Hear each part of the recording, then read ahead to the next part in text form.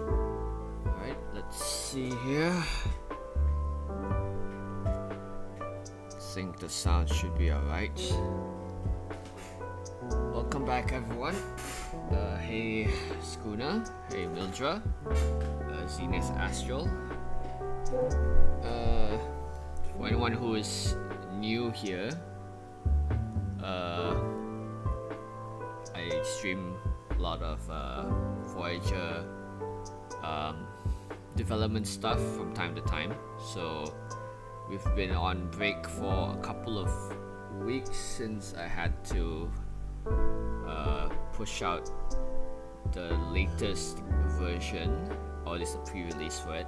So now I'm gonna get back into streaming more stuff for it, and that sort of ordering here might be a short one, but might be a short one because there's not a lot I want to cover this time around, but we'll see how it goes. So for this, let's see. So for this this stream, I guess what we can start with is, what I wanted to start with is exploration and recruits. So if you've been on the Discord server, you'll know that I've started playing Etrian Odyssey, which is one of the inspirations for Voyager since the beginning, which I've always been interested in playing, but only sort of now bought the HD collection, and for I'm sort of playing it a bit on the first floor in the first game. I sort of got a sense of how the game plays and what I kind of like from it and don't. And of course, it being a not tabletop, but a turn-based RPG does help a lot. So what I learned is that hey Yan Kodiak, welcome to the stream. What I learned is, well, not exactly a fan of the simultaneous turns. So in Etrian Odyssey, what happened was you would sort of choose what you want to do, and then after you choose what you want to do, then all your turns sort of resolve at once at the same time as the enemies. So, and it could happen that you might go first or the enemy might go first, and if, let's say, the enemy kills you, then any skill you were intending to do gets interrupted. And if you're trying to heal that person, but the enemy got to that person first, then your heal is basically wasted. I guess there is like a tactical aspect to that, because you kind of have to predict how to go about it, and there are some skills like the Protector, which is like a paladin. They have this taunt skill that draws enemy aggro onto them. So, but I'm still not a fan of like the simultaneous turn thing, so it will take me a while to get used to in that game. But what I liked was the map system. So that's kind of what Etrian is known most for, which is the idea that you explored this dungeon, and as you explore the dungeon, you're sort of going around this area, and you had to draw out the map yourself. And how this worked was that you had a map on the right side of your screen, and you sort of would draw the outlines for the walls, the tiles for the floor, and you put in different icons denoting certain features like traps or treasure chests. So I like that aspect of it, because it reminded me a lot of what I've learned about past D&D. So Dungeons and Dragons, from what I understand, before in some of the older versions, the editions, they had a more dungeon crawling aspect, of course, which is in the name. But since now D&D has taken more of like a heroic fantasy approach, around the Critical Role kind of era, where it's more about heroes going around the world and doing great deeds and slaying foes and all that. But back then it used to be more of a solely focused on just dungeon crawling, where you're like deep underground and you're sort of like checking for traps and avoiding enemies rather than fighting them, because a lot of them can just kill you outright.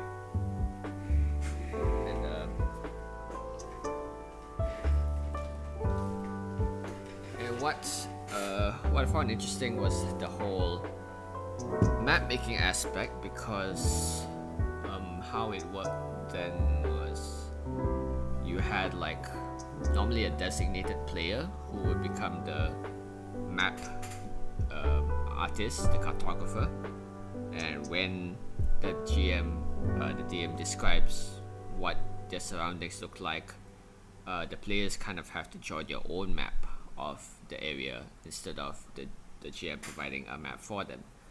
And that was kind of interesting because it had a lot more of a focus on exploration, and it felt more involved. So that's kind of what I wanted to experiment with for Voyager as well. So that's sort of what led me to the blind exploration rules, which I've only started on like yesterday. But blind exploration is kind of an optional rule, I'd say, where normally the GM or the liaison, as they're called here, would be able to use any pre-made maps that they have, all those battle maps that you find online, which is just generally easier for everyone to run a game. They can just use that. But if they really wanted to kind of play with a different set of rules for exploration, I was thinking they could use this sort of blind exploration rules where there is no map when you enter the dungeon, but the players kind of have to roll to see what they find in there. So it's sort of like as you're moving into the dungeon, you sort of kind of roll to see what is revealed on the tiles in front of you, and that kind of like organically and randomly generates the dungeon during play, which is something I found interesting. I'll just go through some of the rules I went through, along with some of the pros and cons that I found. So here, hey Devious and fellow Coma, welcome to the stream. So far we have biomes. So of course the world is pretty big, so there should be a number of different biomes or habitats that will have differences when you go explore them. So like you have a swamp or a desert or like a ruin, and each of their features will be flavored differently. So like difficult terrain for like a swamp would be like miry, muddy water. Difficult terrain for ruins would be like jagged rocks and uneven ground. Difficult terrain for, let's say, an Arctic biome would be like thick snow that you had to wade through. So the flavor of how the dungeon is laid out will be different.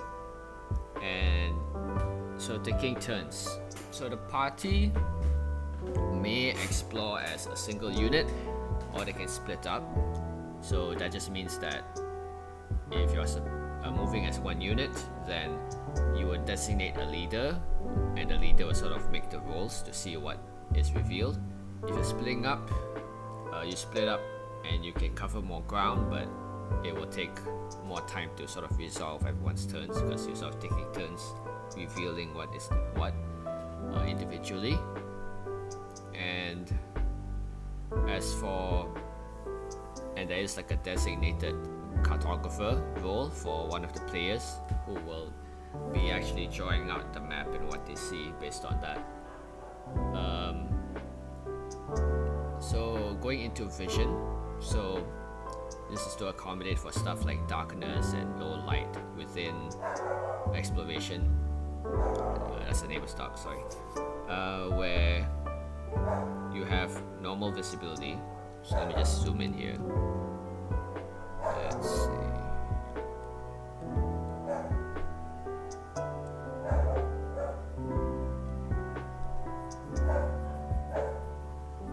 Okay, so vision.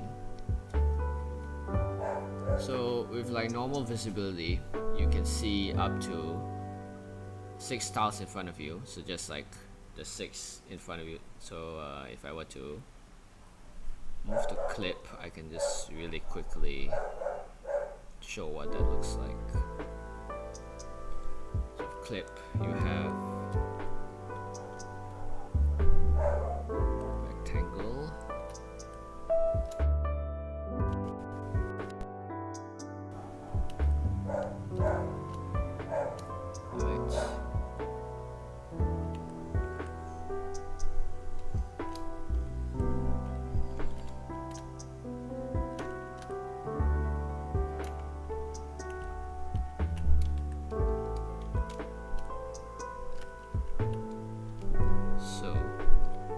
traveling across the map, and say this is you. So when you're traveling across the map, and you're on this tile. So when you enter on this tile and you're facing this way, you would normally reveal what is on the first 6 tiles in front of you. So it is in normal conditions. So if we were to go to, if the visibility were to be different, then if it's low light, for example, then only the 3 tiles in front of you are revealed. So that's like, it gets cut in half. And if in total darkness, you can only see 1 tile immediately in front of your character. So that's just 1 tile. And then if you're using a light source like a torch or a lamp, then that will be increased by 1 rank. So if you're in total darkness but you're using a lamp of some sort, then it will be increased to low light. That's sort of the lighting rules there. And then revealing tiles. So when you go onto a new tile, you would reveal what is sort of within your periphery of vision. And to sort of determine what it is you see, you would roll a number of dice and kind of consult a table of results to see what is generated from it. So I'm gonna go on to that later. And then encounters. So this is sort of like random encounters in typical RPGs or in old D&D as well, where while you are doing the exploration roll, which is to reveal the map, you would also roll a kind of encounter roll, and that is to see whether any enemies show up. So it is on a scale of a D12 to a D8 to a D4, where if you roll a 1 on any of these, then a random encounter happens, which is more like a very quick RPG fight. So it's not like a fully tactical battle map fight. It's more like what you would expect in a typical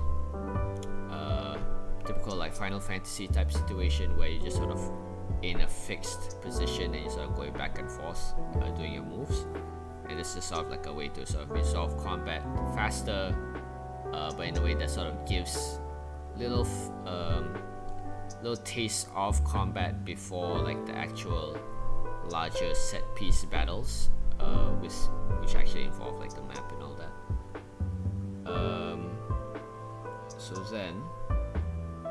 So for D4, obviously it's more likely that you would roll a 1, and a D8 and a D12 is least likely to roll an encounter. So 1 in 12 chance versus a 1 in 4 chance, basically. So going into the actual dungeon generation,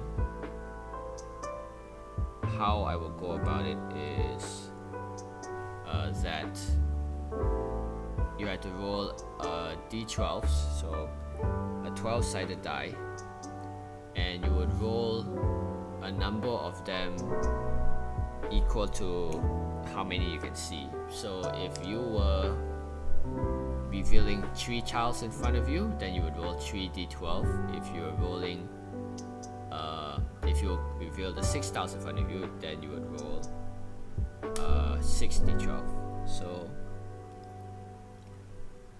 and the number you roll sort of determines what features are generated. So you can see here there's like a table here that determines generically what kind of what sort of thing that you generate. So I'm just gonna show like an example of it here. Just gonna grab this screenshot, then move back to clip. Right. So here,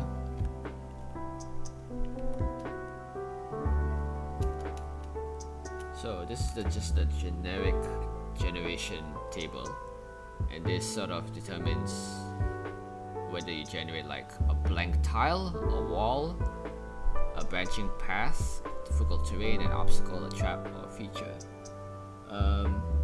And this sort of, so this is what I've been experimenting with. So let's say we're revealing 6 tiles in front of us, so, and then I would sort of note down what are the results. So if I got a 9 and a 10, so 9, 10, 7, 7, and an 8, 3. So what we have here, we have a wall, which is 3.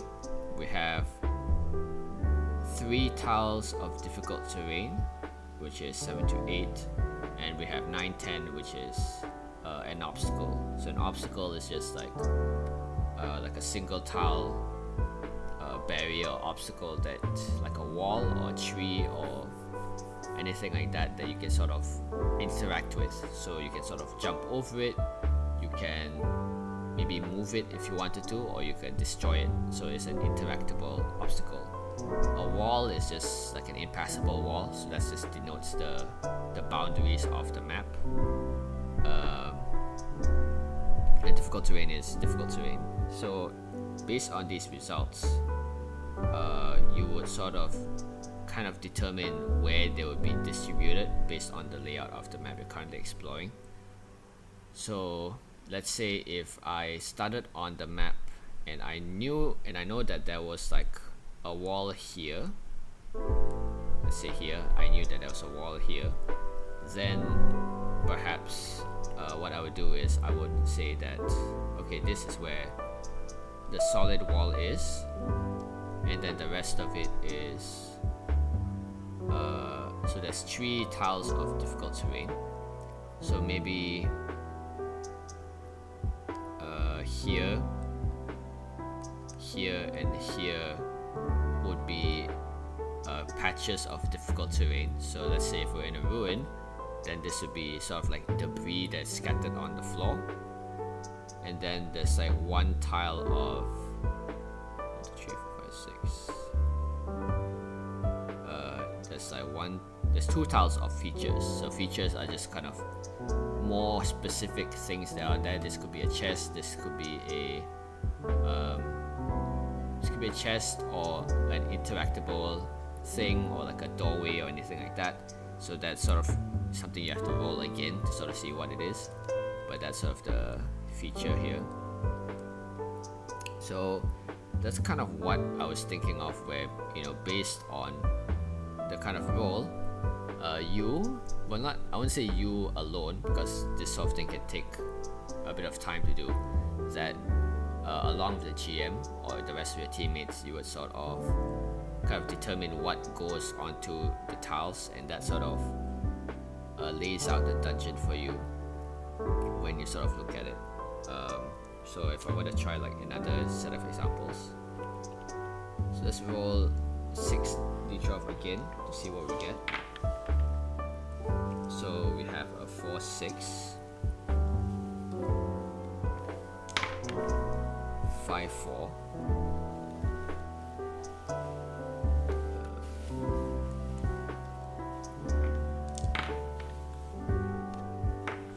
and 7, 8. So this is 2 tiles of difficult terrain, 2 branching paths, and 2 walls. So based on what we have, if we have a branching path option, that means that it sort of goes off into a different route. So if we have 2, that means it branches into 2 paths. So this means that it will sort of follow like this layout. So based on the map, where it would most naturally branch off will sort of be denoted here. So you can sort of imagine that you can it's either like going to be like walls on the side, or it's going to be like entrances that you can interact with on like here that you sort of enter into. So this is the 2 branching paths, and then you have 2 walls. So 2 walls, so it seems obvious that these 2 will be the walls because they're blocking the path. And then this will be difficult terrain based on the roll. So you can sort of see how the layout is sort of changing based on what I've rolled here. And I'd say that, I guess in a vacuum, the system seems okay. Like it seems like it can work in like randomly generating like what you see in front of you. But of course, I've not really tested it out in like a multiple player situation where if multiple players are sort of like rolling this at the same time, would it make sense? Like because you're sort of randomly generating this every time, and you're sort of having to join them all together, because obviously when you reveal more tiles, then if you're revealing more of the map as you go on, so it's going to be like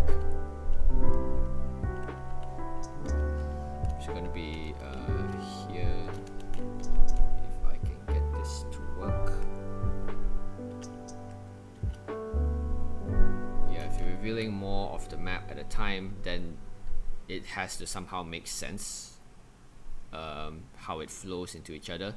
And if you get too many weird random results in a row, it could end up making the map really jumbled and incoherent, basically unable to be played because the details just don't match with each other unless you sort of really finagle with it. But I guess it's still possible. Maybe if you don't randomly roll for every single part of the dungeon, maybe you're only rolling for like the first part, and then a few more checks after that is sort of more it's more generated based on what you can infer. So if it branches into this way, and this is like a bunch of walls, so when you enter here, then maybe you could sort of infer what else could be revealed here, or you could roll again. So you might only roll if you're not sure what might be in front of you. I'm not quite sure yet, but that's sort of what was workshopped yesterday, and that's a sort of kind of an idea that was floating around. I wouldn't say it's like very workable or in any of that state, but it's just like an idea. And just the general idea is that the idea of randomly generating a dungeon or a map that they sort of like procedurally generate in that sense to sort of kind of have a random outcome with what you explore. So that's kind of that, and that sort of needs more playtesting to really sort of see where that goes, but let's kind of leave that there for now. So what we have, so the other thing that we've been sort of getting at is the recruit system. So back to Voyager, and this is a good time for me to actually sort of show off the layout stuff that I've been working on lately, where so I've been working a lot on the layout of the final book, so it just looks generally a bit more cleaner overall. There's still a lot of arrangements and stuff to be done, especially for like all the layouts and the text paragraphing, but each chapter has its own nice little header. This is in the previous version, but now it's been sort of cleaned up a bit more. We have a nice like a footer here, which is the page number along with the Voyager Tactics tile at the bottom. Let's see, and each chapter has its own header just to sort of make it very easy to navigate.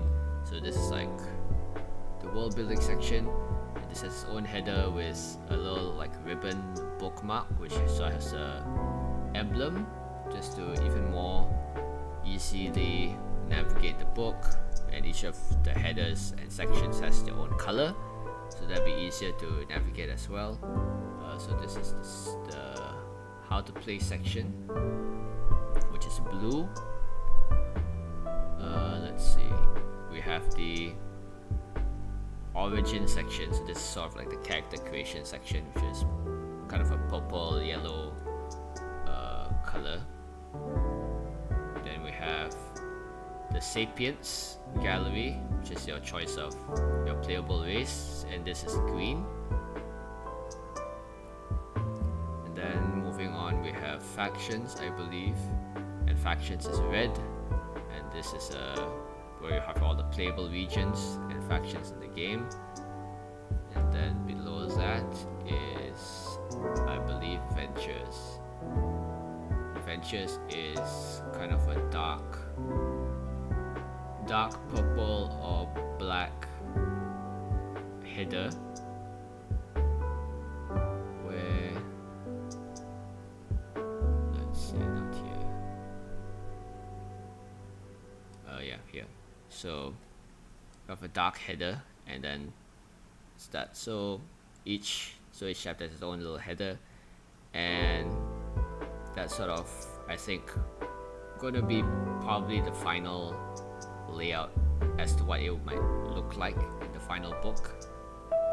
I think in terms of appearance and layout, we're pretty close to what it might look like in the final. So now it's just a matter of figuring out all the content within that's gonna take it to a version 1.0 basically. So going back to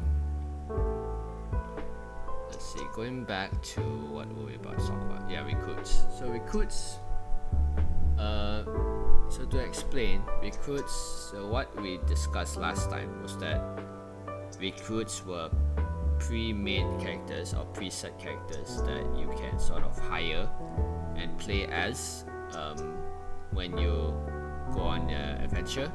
So normally you would make your own custom character, which is commonly what you would do in a tabletop game. But here there are also a set of preset characters that you can hire and bring along. So sort of like hirelings in D&D or other games where you can sort of recruit NPCs. But after sort of playing Etrian Odyssey and sort of consulting with some other folks, I was thinking about having it be like a slightly tweaked system. So if I were to go to a clip and sort of show you what I mean. So with the current system, we have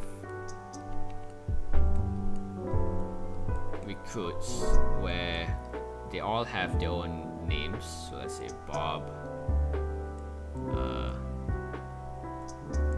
Ali, and let's say Lee. So these are, so the idea before this was kind of like a gacha type format where you have these existing characters that exist in the world, and they have their own sheet basically with their own details. And when you sort of want to recruit someone, you would sort of look at the recruitment list and see who is recruitable or who do you want to play, and then you just take their sheet basically and then play as that character whenever you're not using your main custom character. That was sort of the first approach. But with Etrian Odyssey, what it did was, if I can bring it up real quick. So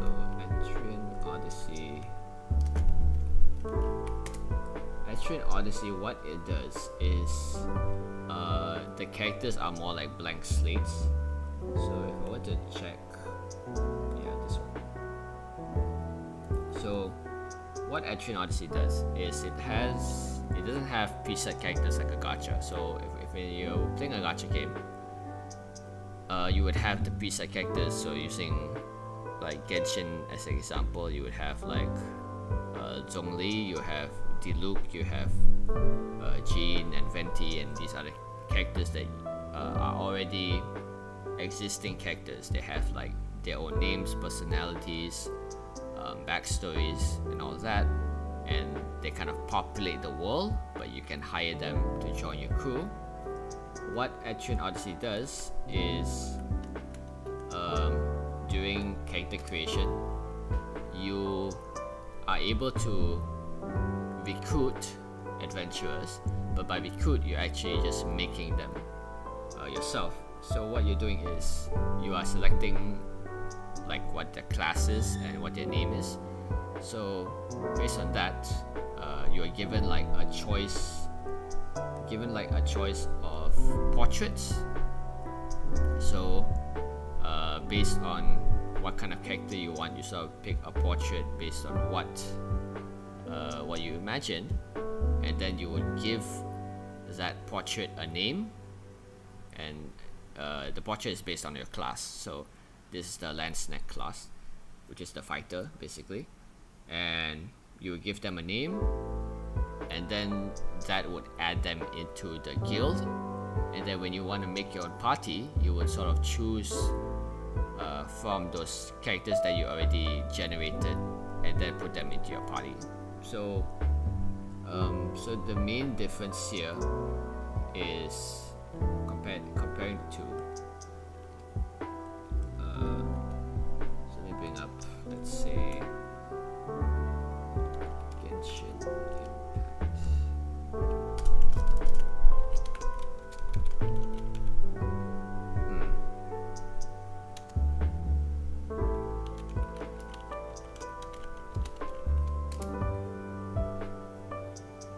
If I were to say, yes, this would be a good example.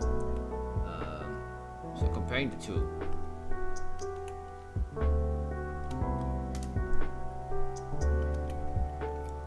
So comparing the two ideas, it would be sort of like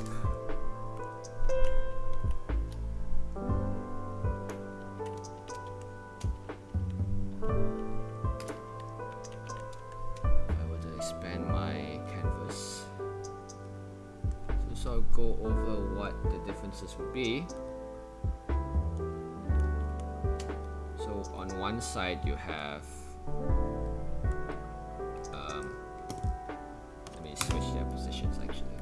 So this goes on top, this goes to the bottom. So on the top we have sort of the gacha approach, where you have named characters that you recruit. Named characters you recruit. Pre-existing personality and backstories.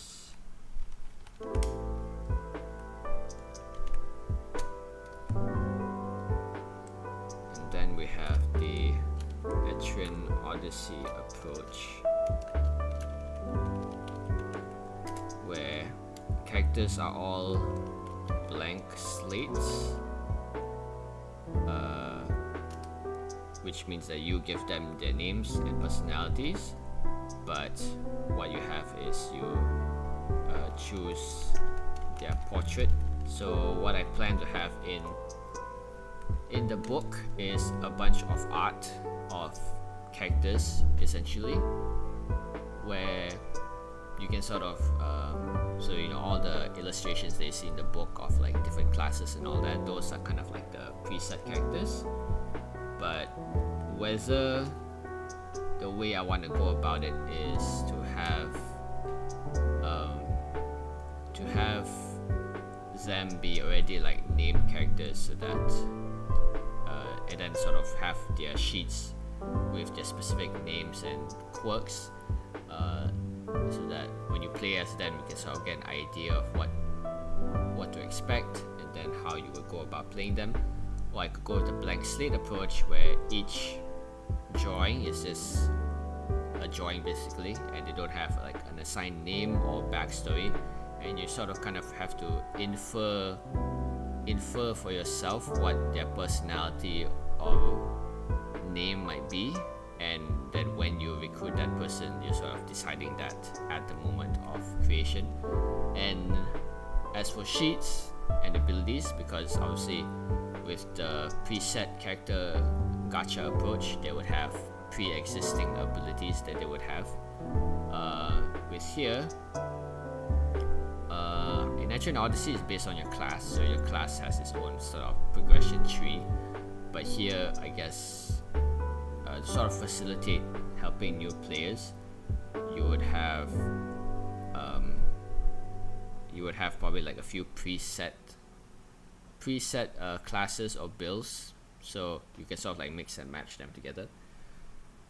So I've discussed this with like Joel. Joel is like another tabletop creator, and I think he said he was leaning more towards like the blank slate approach, simply because from what I understood, it's sort of like it's more fluid having these templates, because it's a bit less overwhelming for new players, because you know you have like, if you're using the gacha approach, you're kind of having to look at all these characters at once and see like, oh, this guy has this personality and all that. That might lead to a lot of time spent just doing that, and it gives sort of a halfway point between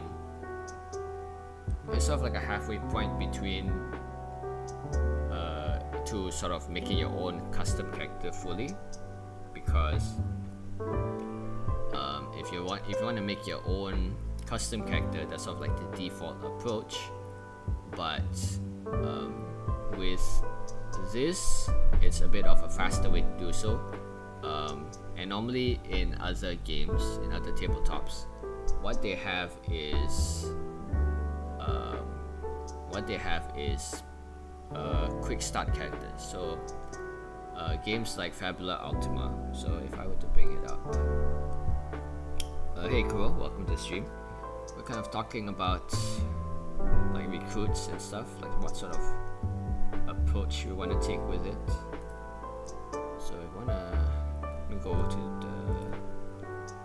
let me show you a bit of the Fabula Ultima quick start module, so I'll show you what that looks like.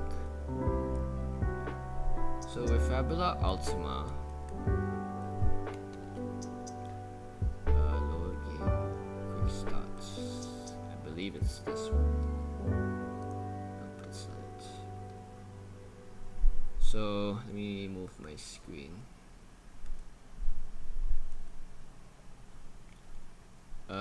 Let's see, browse there.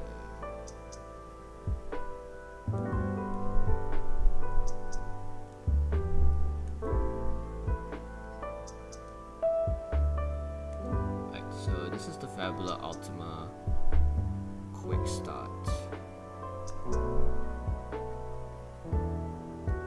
And what they did is so this is like a condensed set of rules for the game where no wait, this is the full game. This is not the correct one. Is this the one? Yeah.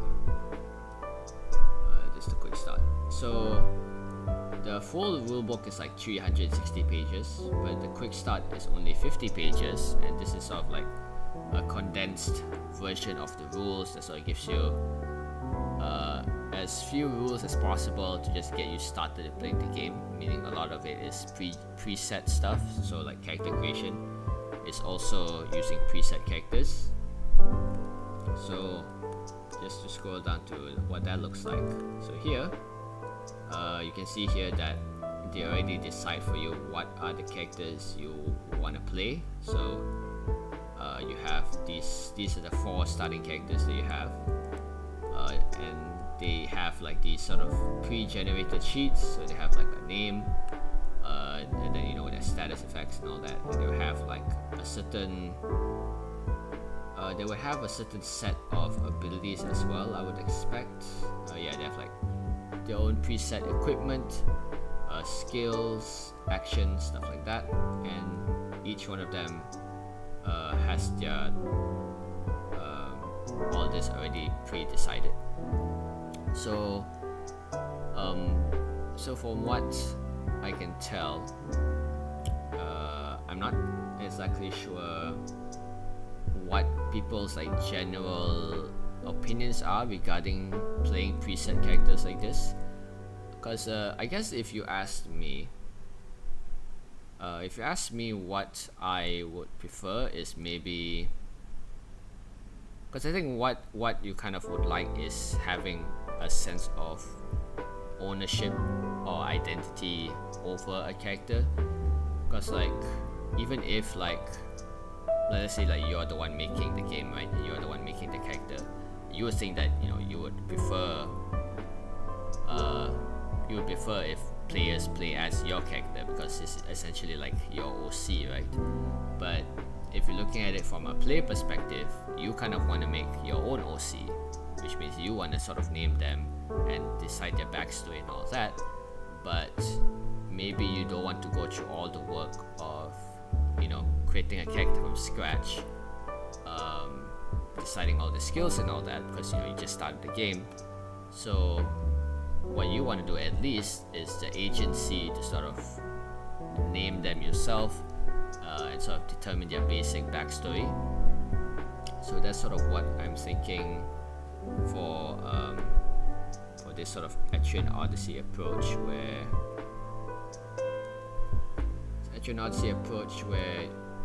you have like portraits. So like if you saw like the Fabula Ultima one, the portrait would just be a blank character, so the name would be blank,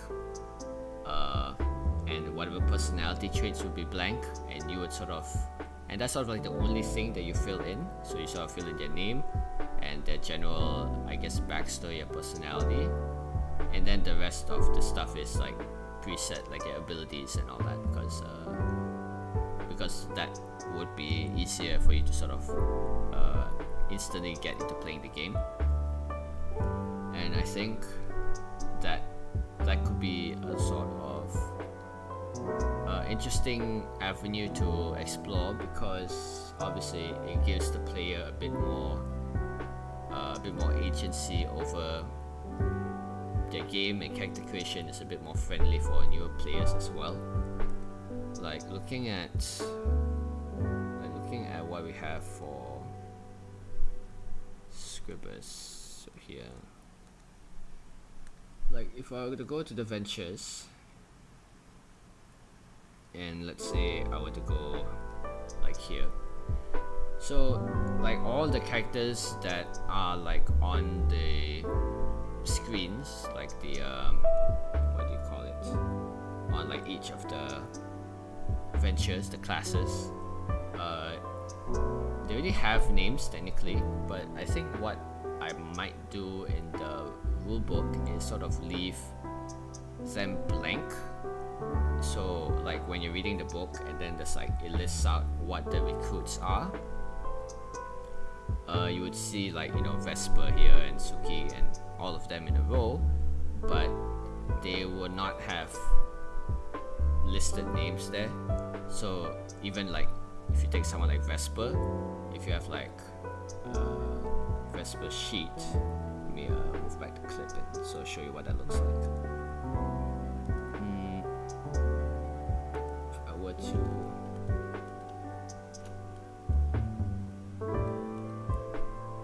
move to presets,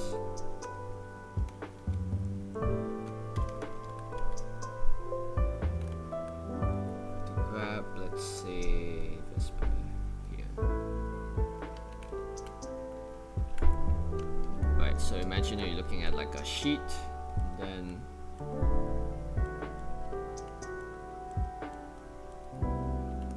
you would have like, so this is like a preset character sheet. So name, and then all the other details. And this is something that you would fill in yourself. But then stuff like abilities, basically anything that has to do with like crunchy gameplay, that would be sort of predetermined already. So whatever their abilities are, what their spheres are, you know, what sort of tools they have, their starting equipment, that would all be preset at the beginning, but their names and general description would be blank, so that when you're looking at the portraits, you're sort of getting a sense of, you know, which character do I like the vibe of the most, and then I'll take and use that portrait and use that in my games.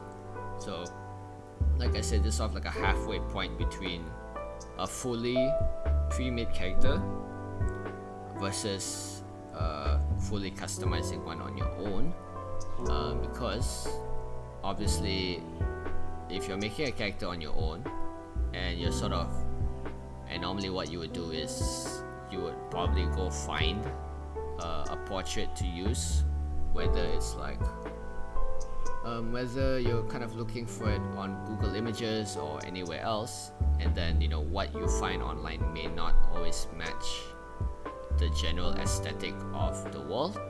But since here it's all like official portraits, you can be assured that the character you make, the portrait you choose would be sort of fitting within the setting, so it gives you a better idea of, you know, what the setting is and what the characters within that setting might look like. Yeah, cool. So a blank slate is definitely more immersive for new players, but I do still oh shit, I did not mean to move that. So preset characters are still cool because they have the kind of gacha aspect to it. So because obviously this is where rarities can come in. So if you know like gacha games, then you know that certain characters have like rarities associated with them, like 3-star, 4-star, 5-star, and in like a tabletop RPG context, that could be just their general level, right? So a 3-star character might just be like a starter character, basically, where they just have a very simple set of skills. But if it's a 5-star character, it basically means they're like the cream of the crop, the veterans, the very most powerful characters. So they would have like a full set of abilities and all that. So when you hire them, you can sort of use these very powerful abilities, and that kind of feels very, that also can feel immersive in its own way, because it's sort of like especially if like during your game the GM sort of has that character be out there in the world that you can interact with, and the idea that you can both find them out in the world and interact with them, but also hire them onto your team. So maybe there's a possibility that we could do both.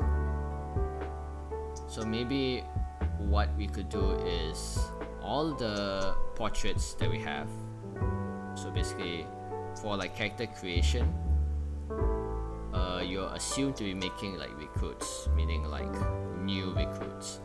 So for all the ones that are using like the blank slates with the portraits, those are characters that have excuse me, that you can sort of make into whoever you want.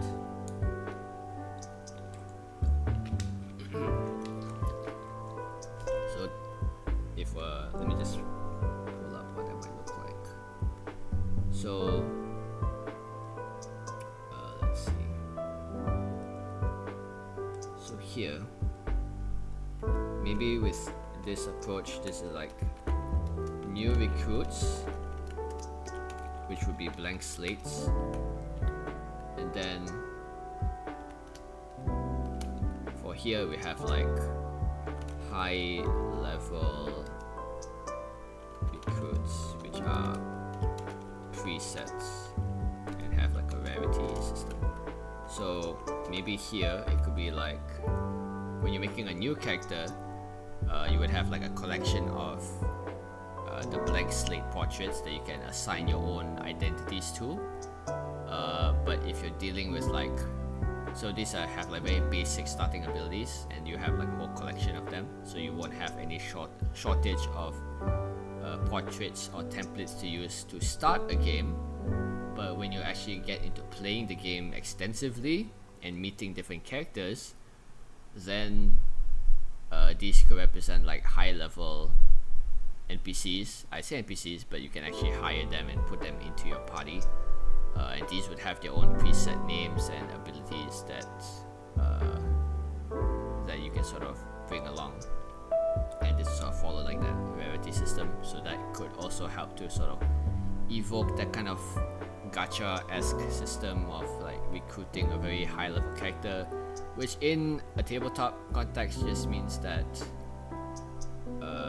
you had like a very strong NPC come and help you, or like to temporarily join your party, which is, you know, someone that is like kind of a big deal in the setting or in the world. So let's see. So Letters said, yeah, you have pre-made characters and blank slate characters in the potential recruit pool. Yeah, that's basically what I said. So I think sort of along the same wavelength there. So yeah, it's possible that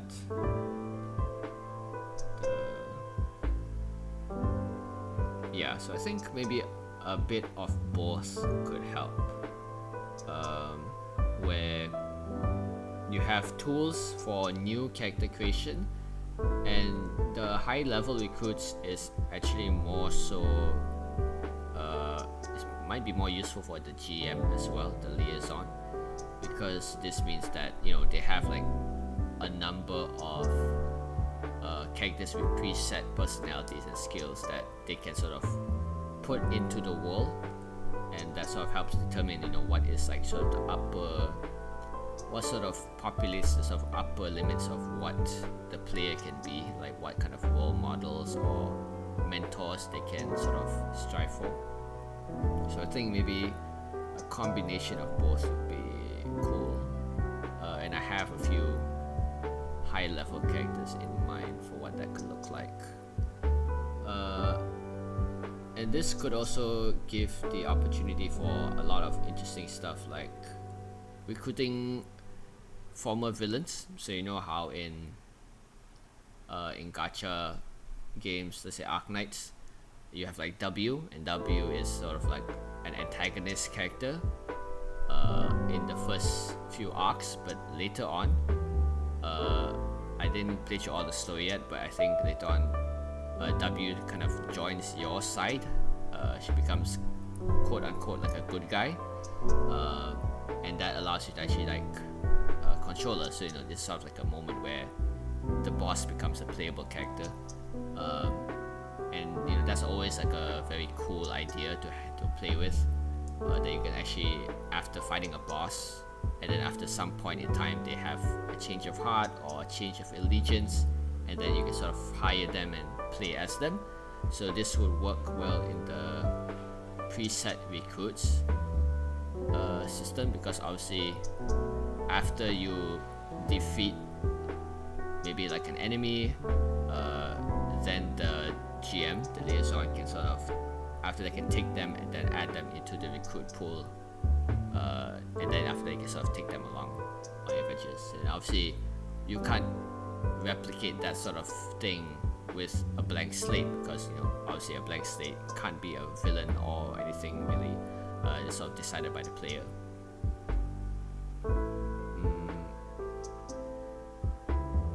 Yeah, the elite high level recruits should already be on a certain path, is what I would say. So their own subclasses and all that. So basically they're quite far along in their character progression. But yeah, I think we could go with like a combination of both. So like art wise, this would mean that there'll be sort of two separate uses that all the artwork will be for. And that's sort of like, one is to have I think the most sort of manpower in terms of the art is creating the blank slate portraits for every venture. So each venture would have at least 2 portraits. So one is a more masculine character and one is more feminine character. So you know, like a girl or boy or anything in between, but you know, towards the two extremes. And of course, with room for more, but it's like a minimum of 2 per venture. And of course, with all the ventures that we have, it's going to be quite a lot of portraits to work with. And then for probably some of the more I wouldn't say cool looking, I guess, but some of the more, you know, some of the portraits that kind of look more like they have like a certain identity to them, then we could sort of have them be a recruitable character instead. I'm not sure where like characters like Vesper and Suki and all those would fall into. They could be recruitable, like, but on the lower end, so like maybe 3 stars, where there will be sort of recruitable preset characters, or they could be blank slates, because I know that the blank slate characters are probably going to be the people that new players are going to interact with the most. So having the, you know, so-called main characters of the game sort of be the kind of poster blank slate characters would also work, because you know, then it's sort of the most new players that get to see. I could go either way, because I mean, if you're familiar with Voyager, you already know that Vesper and all those characters have like official canon names. But you know, if it's for your own personal game, I don't see why players can't like take them and sort of rename them for their own purposes. But we'll see which one. Hey Wolf, welcome to the stream. Just talking a lot about gacha style stuff. But yeah, based on that, that's sort of where my head is at. So we have been like commissioning like artists and stuff, and if this is the system we end up working with, then it sort of gives us an idea of how many portraits are needed. So once we sort of know generally where that is gonna go, then it can sort of help us lead into like, you know, what's the expected level of detail for each character, stuff like that. For recruits, there's probably like, since they're like sort of blank slates, their portraits are more to sort of get a sense of what you want to use. They can be a bit more diverse in terms of like the art styles and all that as well.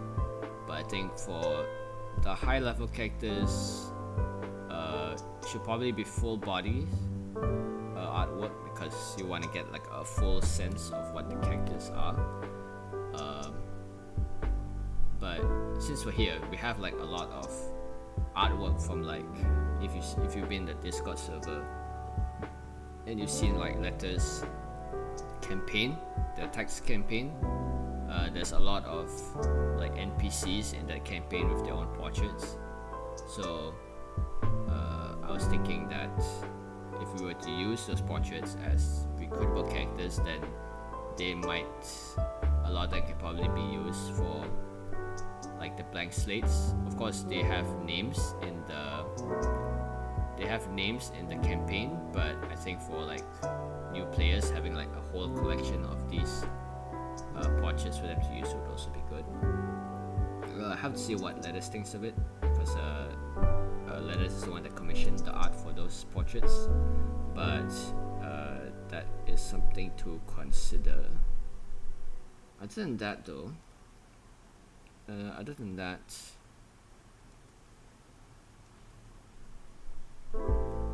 I'm not quite sure what else there is to cover. That's sort of most what I wanted to cover. Okay, we can use them as blank slates then. Yeah, but I think that's kind of it. And I'm still, I guess, just to sort of give a progress check on. Okay, noted. To give a full. Yeah. So now what I've been working on is sort of the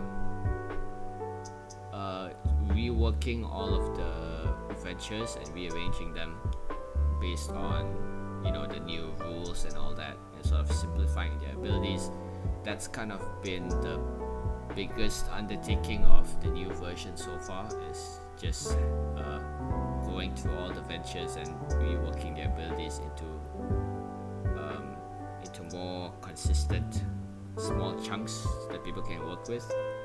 With this one in particular, I'm sort of figuring whether I wanted the Jet Core Trooper to be its own separate class, or whether they would be more of a subclass. So if they were a subclass, then it would be like under, let's say, an operative class, and an operative is just generally like a very general class where they have a certain set of basic abilities. Because what I noticed is some of the Exodus classes have similar abilities, like Overwatch.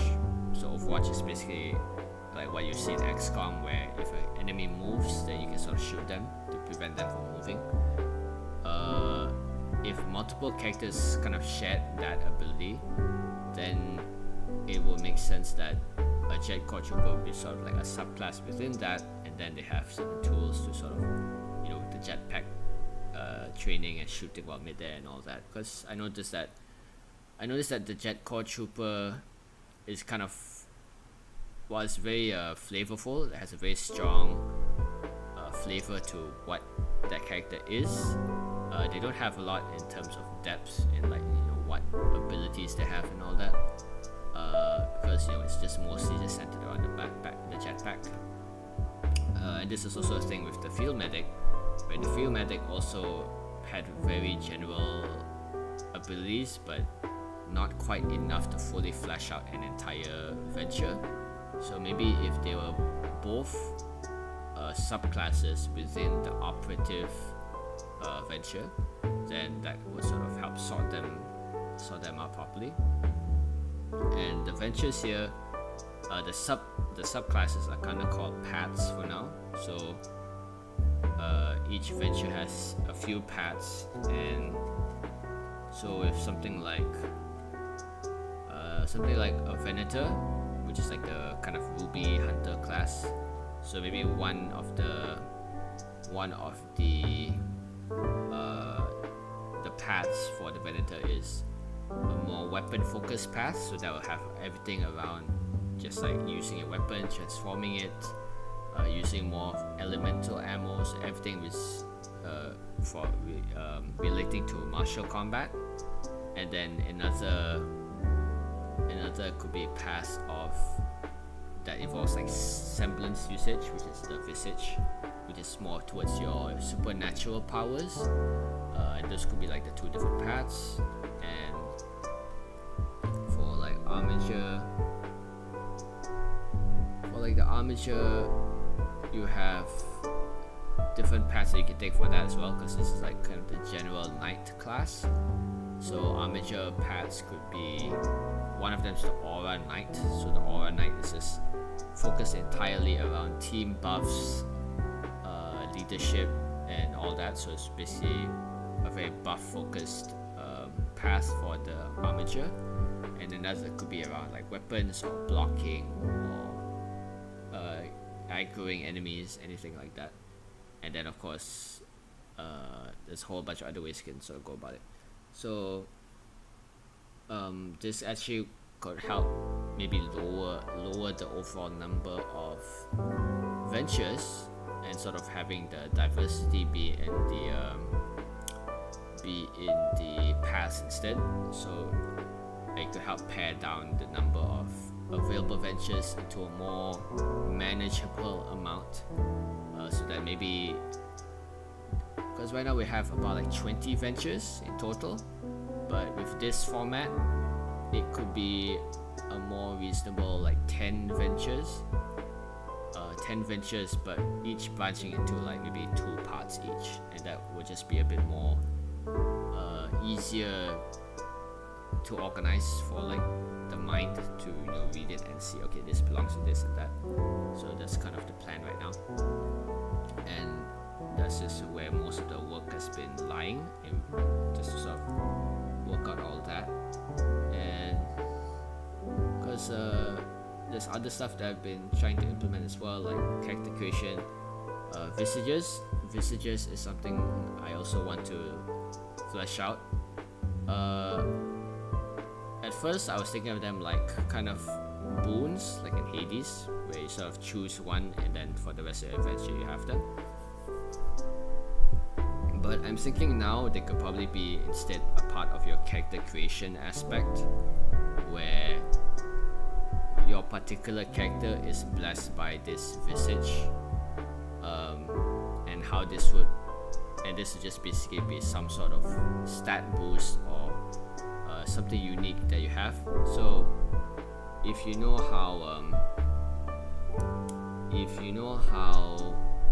like semblances in Ruby are, and like the Venator has them, you know that the Invoker and the Venator have these abilities to summon or call upon a visage, which is like a mythological figure to help them. I was thinking maybe, since that is kind of like a unique part of Voyager setting, that maybe it could be something that everyone could have if they chose to. So if every character could call upon a visage, and that's sort of what makes Voyagers in particular like special compared to normal people, is that they can do so. Then everyone kind of has like a little power associated with a certain mythological figure and all that kind of makes them unique. So obviously for Venator, so it's no longer like a Venator exclusive thing, because I think for anyone who doesn't know about Ruby or anything like that, it might seem a bit unusual that only the Venator, like only this particular class, has access to this one ability regarding this mechanic, which I think for a non-Ruby fan will seem unusual. For the Invoker, it does make sense because they are like a summoner class, so maybe they would have more abilities that actually can manifest the visage into physical form. But for most people, it's sort of closer to like a semblance, or like a Venator's visage, where it just gives you a very basic power associated with it. But Invoker is sort of a more in-depth version of that. So to that end, I wanted to keep the visages sort of general. To keep the visages kind of general, and just follow like sort of main archetypes. So let's say about 10 archetypes, and then a set of abilities that you would choose within that visage. Excuse the dog. But so let's say if it's like, we can use the tarot cards as an example. So like, if you know the tarot arcana, you have the Fool, the Magician, the Emperor, the Empress, all the tarot arcana. If you have a visage associated with the Magician, then you would have a list of abilities that would be associated with magic and that would amplify magic, and you would sort of choose one or two at character creation, and this would mechanically operate the same way as semblances would. So if you were to take Ruby as an example, where Ruby can sort of break apart into rose petals and move around, that would be like a choosable ability in one of the visage lists. And how Blake can sort of make shadow clones of herself, that would probably be under another ability list. So while you are of course free to make your own visages and abilities, there would be a generous selection of preset abilities within under certain visages that kind of generally determine what you want to choose. And I think that, and keeping the name of the visage vague allows you to sort of flavor it as whoever you want. So Visage of the Doomed Hero is meant to evoke heroes of mythology who often have like tragic ends, or they die in battle, like a tragic hero archetype. So this could be anything from Hercules to Achilles to Samson, basically any of these types of heroic archetypes, and this visage just generally denotes that. And whoever you want to flavor that visage being is just under that kind of archetype. So I think that could, and then you have like a list of abilities that would make sense for that visage, and I think that's how I want to go about doing that. Let's see the comments here.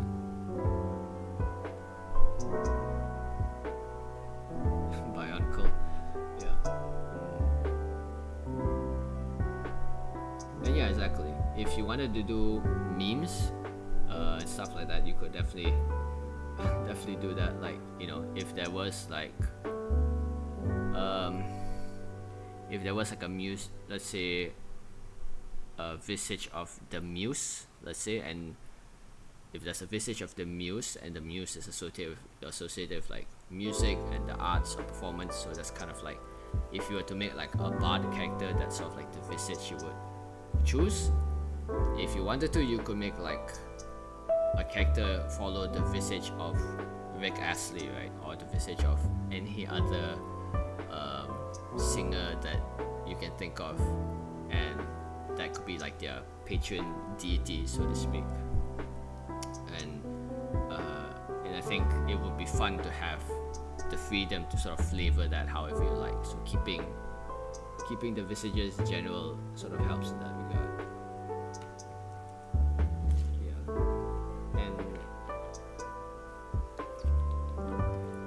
And it plays well into the idea of Voyager in general, that this is a world that exists at least 1,000 years after ours, and kind of like how we as a society, when we study ancient cultures, we don't know a lot of the context behind a lot of the legends. So either a lot of the legends were changed or lost over time, or just distorted over their details. So even for like Norse mythology, a lot of what we know from Norse mythology comes from like the prose and poetic Edda, which was written by Snorri Sturluson, who I believe was a Christian, meaning he was a Christian man who sort of recorded about the Norse mythology, but that sort of led people to think that because of that he might have interpreted or rewritten some of the legends to sort of reflect a more Christian worldview, meaning like perhaps if Loki was not like explicitly evil in the original myth, then maybe but in Snorri Sturluson's works, Loki is presented as more of a close analog to like the devil, for example. That's just one example, and it's not necessarily true, but it's just the kind of idea how the myth can sort of change over time, and how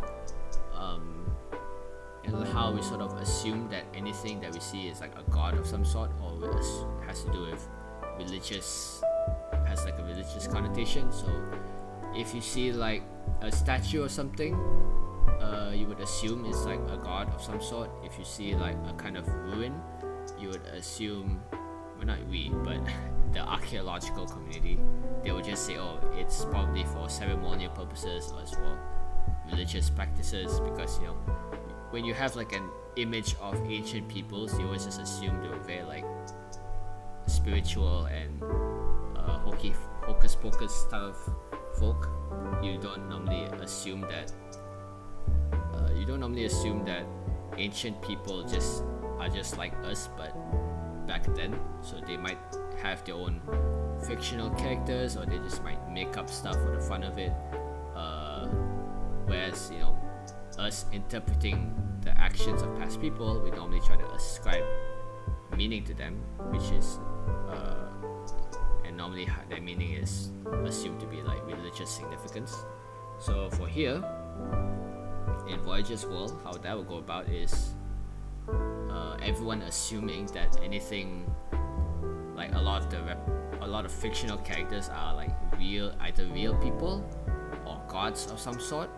So if someone were to if an explorer in Voyager's world were to somehow come across like Mount Rushmore or a picture of Mount Rushmore, they would just immediately assume, oh, these were the four Emarusan gods, for example, right? They were like four god men that ruled over the land last time, and they will not assume that these were actual historical figures, because they have like giant faces carved into a mountain. Why would they just be normal men, right? They would be probably like gods of some sort. And if they saw like, let's say, a figure or a toy of Mickey Mouse, or any other anthropomorphic character, they might think of them as gods, like how we think of like Anubis and Horus and all the other animal-headed Egyptian gods. They would think that, like, you see one bobblehead of Mickey, you think, oh, it's just like a child's toy, right? But if you're seeing a whole factory of bobblehead toys of Mickey, if you're seeing representations, images of the character everywhere on all pieces of media, on merchandise and all that, you will think this mouse-headed character has permeated all of the culture of this old world. This must mean they have like an important religious significance to the people. They must have worship this figure, this mouse-headed figure or some sort, when actually that's not the case. So it's kind of fun to reinterpret a lot of our modern culture into the world of Voyager through this lens, and I think this is kind of envisages will kind of help make that process a bit more easier to organize and have mechanical implications as well, because you can actually get powers and stuff like that. So that would be fun to flesh out as well. So that's another thing on the to-do list. Other than that, I think the rest is pretty solid for as far as 0.5 is concerned, because we have the spheres kind of laid out properly. We have a lot of the basic rules kind of already fleshed out with what I showed, with like how combat works, reactions. So a lot of the hard rules in terms of actual combat and dice rolling is pretty much locked in, at least for version 0.5, until we can get more playtesting. So all of the hard mechanical stuff is already kind of solidified, so that gives me more time to focus on, you know, all the visage stuff, fleshing out the ventures so that people can actually play them, and then, you know, working on like the recruits, the preset characters and all of that. But yeah, I think that will be it though. We'll keep it kind of short today, because right after this I'm probably gonna like start working more on this further and fleshing out what we talked about. But with that said, after I think I said this is sort of the game plan for 0.5, it's still a good ways away, because it's just like a whole crap ton of stuff that still needs to be typed, but it will be quite cool to flesh them out and sort of over time, you know, give more tools for players to work with, and of course improve the layout of the book and make everything look really nice and finished. And should everything work well in terms of how it plays and all that, I think we're going to get one step closer to the final 1.0 release, which then would lead into maybe a Kickstarter. I'm not sure, because Joel Happy Hill, the other tabletop dev I mentioned, they had a Kickstarter for. They're currently having a Kickstarter for their own RPG, Dawn, and that one's just PDF. So like I mentioned this before on previous streams, but kind of the main difficulty of Kickstarter that can kind of like either kill certain projects or delay them indefinitely is when physical merch is involved. So like, you know, physically printed books and all that, and of course, you know, that is like the best you could ask for, right? I mean, I too would be very happy to have like an actual printed form of the Voyager book in my hands, but realistically, you know, having never run like a Kickstarter before, it's just going to be too much to sort of organize and sort of print out, and it will probably take like years before the actual book will reach people's hands. So that's not something I want to do. If I were to say run like a Kickstarter for Voyager to actually like fully fund and playtest it, I would just do like a PDF release for like 1.0 at least, which is sort of what Gubat Banwa did, which is another tabletop game. What they did was just they just sort of released it, and then after they had gained quite an amount of traction, that they started running Kickstarters for a printed run of the book along with any additional content. So that was, you know, after they sort of built up their audience. So that's kind of what I want to do, where we could have like a very basic Kickstarter just to sort of fund the PDF release, and this would be so that we can pay artists, commission more artists to make the portraits and all of that. And yeah, mostly I think most of the fees that will go into it, it'll probably just be getting art for the game. Other than that, systems and layout are kind of done. But that's sort of kind of still far in the future, at least a few months or a year from now. So don't think about it too much. But with that said, I think I fully covered everything I want to do today. Tomorrow, if I end up fleshing out even more stuff, then I can do so in tomorrow's stream. And just to show off to folks who haven't seen it already, because this is just something I posted in the server.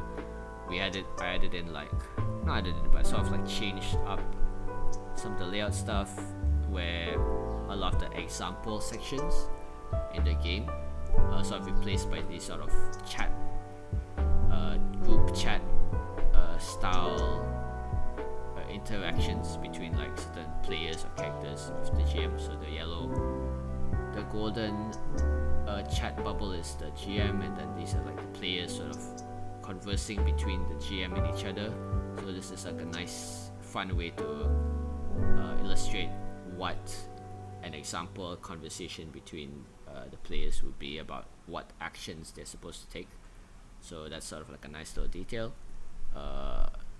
So it's just like little bits of flair like this that sort of help push version 0.5 like a good level above everything else before it, in terms of polish, in terms of everything. And that will obviously get more eyes on the book, just because of how put together it will be in time for the final product. So with that said, I thank you all for coming for today's stream, and we're gonna keep working on Voyager, and as always, join the Tabletop Discord server if you want to follow more Voyager stuff, and thank you for watching. I will see you probably tomorrow, and I'll announce it if that's the case, and see you next time.